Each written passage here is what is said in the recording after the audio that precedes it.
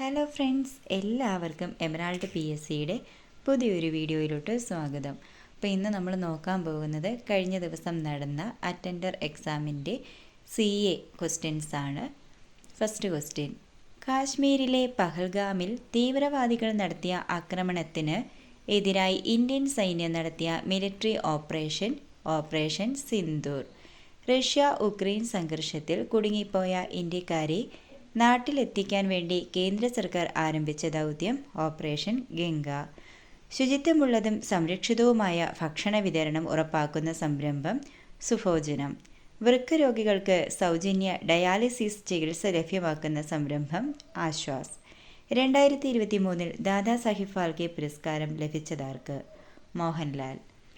ഇന്ത്യയുടെ മുഖ്യ തെരഞ്ഞെടുപ്പ് കമ്മീഷണർ ആരാണ്? ഗ്യാനേഷ് കുമാർ. ഇന്ത്യയിലെ ആദ്യ ഡിജിറ്റൽ ഗ്രീൻഫീൽഡ് വിമാനത്താവളം നവി മുംബൈ.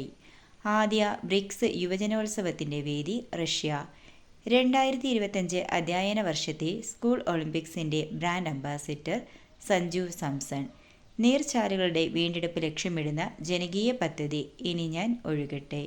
തരിശു സ്ഥലങ്ങൾ കണ്ടെത്തി സ്വാഭാവിക ജൈവ വൈവിധ്യ പ്രദേശങ്ങളാക്കുന്ന സംരംഭം പച്ചത്തുരുത്ത്.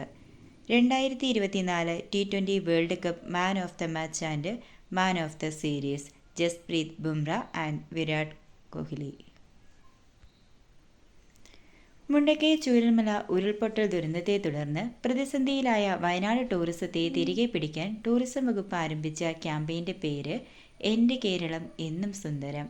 അന്താരാഷ്ട്ര ബഹിരാകാശ നിലയം സന്ദർശിക്കുന്ന ആദ്യത്തെ ISRO ബഹിരാകാശ യാത്രികൻ സുഭാംശു ശുക്ല.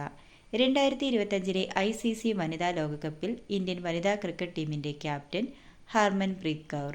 മലയാള സിനിമയിലെ സമഗ്ര സംഭാവനയ്ക്ക് 2023 JC ഡാനിയൽ പുരസ്കാരത്തിന് അർഹനായ വ്യക്തി ഷാജിയൻ കരുൺ.